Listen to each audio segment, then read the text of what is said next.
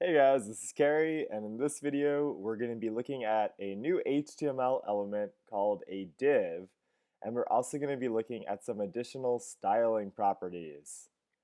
This is my About Me website so far, and one of the things that I notice is that my website really has like a couple of sections. It's got this basic facts section, this plans for summer, and then this favorite movies section. Um, And I think it would be really nice if I could actually group those sections together so it looked like all of these three things, the H3 and the two paragraphs, were actually together. Your website might have different sections, but this will still be useful. So the main tool that we're going to be using for grouping is if we go into our index.html, to group things together, we want to put these, so I want to put my two paragraphs and this H3 all together in a container that will allow them to be grouped together. I think it'll be easier to see once we do that. So I'm going to start a new tag here. I'm going to say start a div here. I'm going to indent each of these in a little bit. And that's all the stuff that I want to put in the first container. So I'm going to put /div there. So right now I've got my basic facts header along with the basic facts about me in my div. So a div is a new HTML element. It stands for divider. But the best way to think about it is it's a way of grouping things together. And a div does not change anything when you just put a div. So we've grouped this stuff together. Now I am going to group my plans for the summer together as well. So I'll start here, div. I'll indent these two. It looks like these are the rest of, this is like the whole plans for summer group. So I'll close that div here. And it automatically lines these up. So I've got two unstyled boxes that contain groups of things that are related.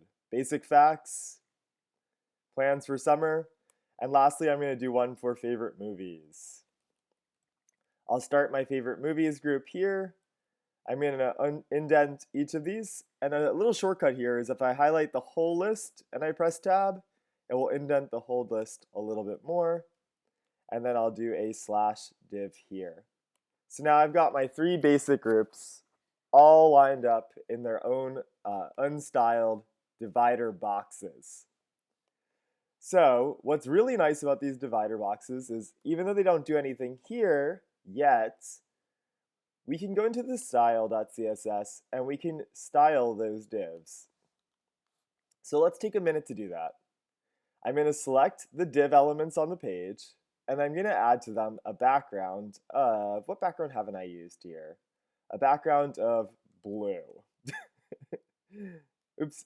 BG is not actually background, sorry. BG is what I type for background, and then I press tab, and I will delete the color that they give me, and I will put blue. All right, so I'm going to apply to these unstyled boxes a background of blue. Let's see how that looks. So it's a little bit hard to see. Let me delete the background that I put on my paragraphs. Doesn't look that good anyway. And now we can see that I have these elements all grouped together. Like I've got this basic facts group, this plans for summer group, and this favorite movies group. And that grouping comes from the div. So there's many ways that we can style our divs. One thing I'm noticing is it does look like for our div, all this text is right up against the border here. So I like to put some space in between the edges of my div and some space in between the edges of my div and the stuff that goes inside. So space inside of an element is called padding. So I'm going to add to this 5 pixels of padding. Let's see how that looks. Okay, so I've got some good spacing inside of my elements here. We're now it's grouped together, but unfortunately it's starting to look like everything is grouped together. So I'd like to put some space in between these divs. Space outside of an element is not padding anymore, it's called margin. So I'm going to set margin on top. You can set any of the margins, margin top, which would be space on top, space to the right, space to the left, space on the bottom. I'm going to set the margin on top to 5 pixels, which should put 5 pixels of space in between each of these things. All right, 5 pixels does not look like enough space to me. I'm going to increase that to 10 pixels.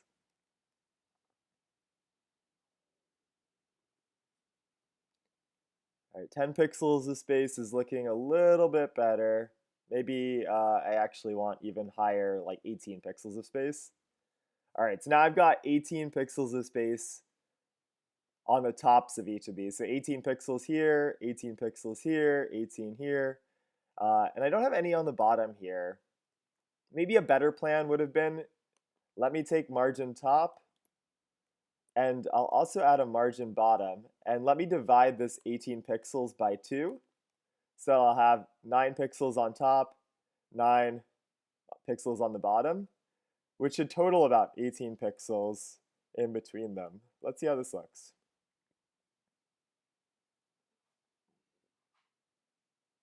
Okay, I think this is looking a little better. I'm gonna actually, sorry, you can like finesse this number. I'm gonna go to 12 and 12. You can finesse this number and find a number that you like for the space in between. But what's important is we've learned about 2 different kinds of spacing. We have padding. Padding is space inside of the element, so this distance here. And if I were to increase the padding, we would notice that the space inside of the element here like increases. And then we also learned about margin, which is the space in between the elements, and we would notice that that increases. All right, so now our previously unstyled divs are starting to come together with some nice styling. So I'm going to add some more styling as well. In order to make these look separate from each other, we can do some nice effects like borders. So I'm going to do a border. And when you make a border, you have to give it 3 quantities. The thickness of the border, so I'm just going to write these out, the thickness, the type, and also the color. So for thickness, you specify your thickness of the border in pixels. I'm going to do a 2-pixel border. I'm going to do a solid type, and I'm going to do orange. Let's see how this looks. I have to refresh it a couple times, and now my divs have a nice border on them. So these properties that we're adding here, padding, margin, and border, you can add to things that are not just your divs here. You can add these to any element on your page. So let's actually go, I'm going to go and give my images a similar border. I'm going to give my images a 2-pixel, solid, orange. So thickness, type, color. I'm going to give them that same style to my images. And now I've got a more like homogeneous feel to my website. All right, and you can mess around with these numbers and these values. So let's see, CSS border.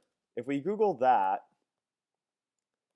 it should show us all the different types that we could have for our border. So it looks like instead of solid, we could have put dotted, dashed, double, groove. I don't think I like any of these as much as solid, but let's just see how they would look. So let's just try groove. Groove is a cool sound. So instead of solid, these are the possible types. So I'm going to delete solid and I'll make it groove.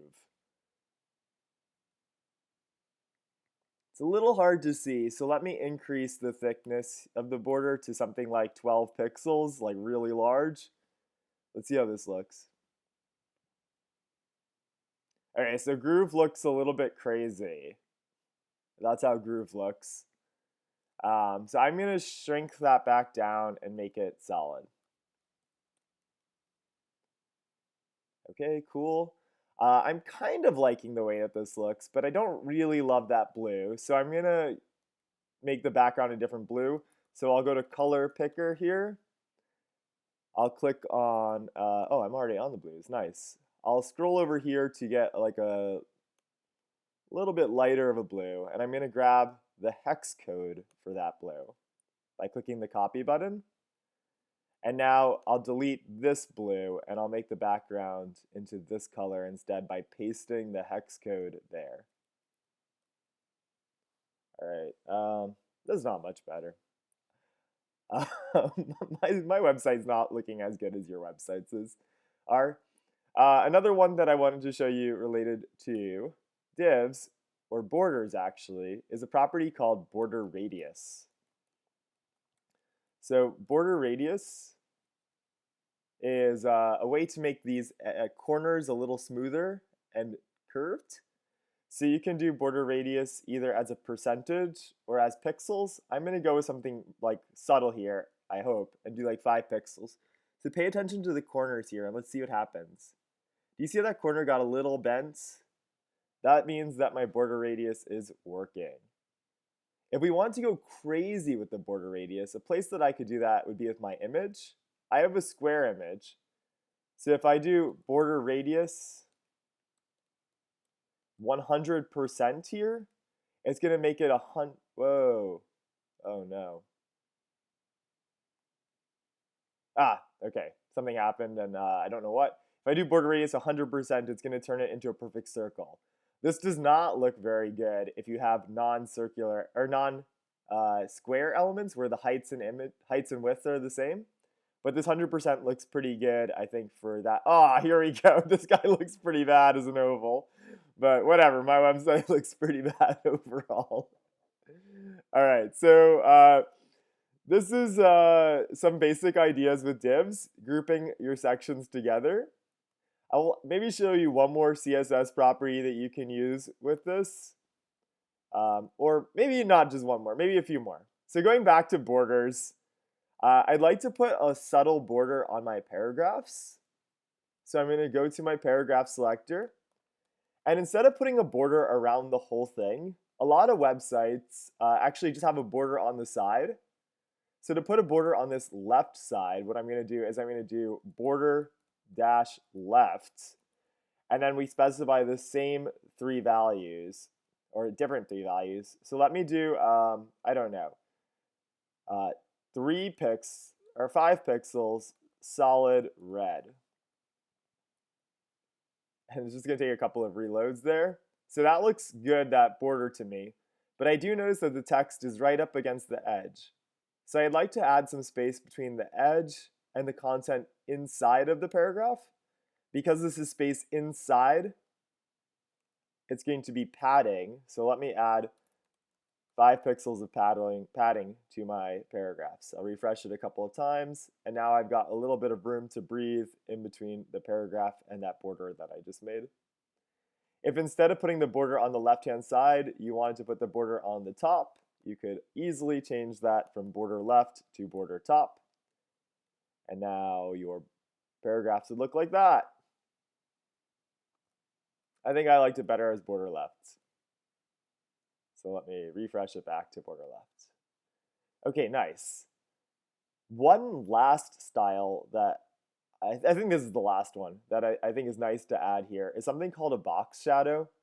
So in addition to having these borders that really isolate our elements, we can put a little bit of shadowing around them to make them a little more like a subtle. So let me add a box shadow. So a box shadow also gets a number of measurements. I don't really know what these mean, but I've just kind of memorized. Oh, so if I don't know what I mean, I can just go here. Box shadow CSS. If I don't know what they mean, I can always look it up. But I've kind of just memorized a set of values that I like. So let's see.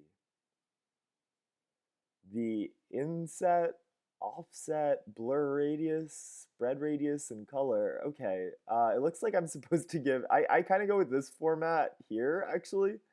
So I don't really, so offset X, offset Y, I'll do 1 pixel each. Blur radius, I'll go with something bigger like 10 pixels. And then for my color here, I'm gonna specify it using its red, green, blue alpha values. So we haven't talked too much about these, but colors on computers are built out of a mix of red, R, green, G, B, blue, colors. So I'm going to say put 0 red, 0 green, and 0 blue. So it will be black because I have none of those colors. If I put, 200 red, then now it would be red. So I'll put 0 of all of them. And what alpha is it's a measure from 0 to 1 of how transparent the shadow will be. And I would like my shadow to be pretty transparent. So the closer to 1 it will be, the less transparent.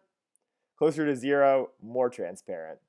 So I'm going to put 0.2 so it's mostly transparent. Let's see if we can see the effect here. So it's very subtle. I'm not sure if you could even just see it happen there. Let me turn it up a little bit here to like 0.6. Let's see if you notice anything. Ah, there we go. I can see much more of like a little shadow effect there. It's still pretty subtle, but I do think it adds like a little bit of a 3D element to the page. Let's add the same box shadow to our image. So I'm just going to copy and paste this line of code and add that to our image here. And now we should see a box shadow appear around the image. Yeah, so we get that nice like shadow effect going around it. All right, guys. So the most important thing in this video was learning how to use divs, which were a way of grouping H3 paragraphs, elements of various types. You can even put, I keep going on with more. You could, oh no, I don't want to add a folder. No. You could even, if you want to add stuff to your div, let's say I could take this image, cut it out, and then move it down with Command V, paste it here, and now this image will move inside of the box. Let's see how that looks. I kind of like that as a basics facts image about Carrie. Maybe it would look better at the bottom. I don't know. The styling is really for you guys to figure out here, but divs are ways of grouping elements. So I packaged my things into 3 groups, and then we applied a variety of styles, some familiar and some new. Space inside, padding, space outside, margin, and borders, as well as box shadows. All right, guys, I hope you found this video helpful, and please add divs to your website to group parts of your website into different sections so you can really see that this basic facts H3 is part of the same group as these paragraphs.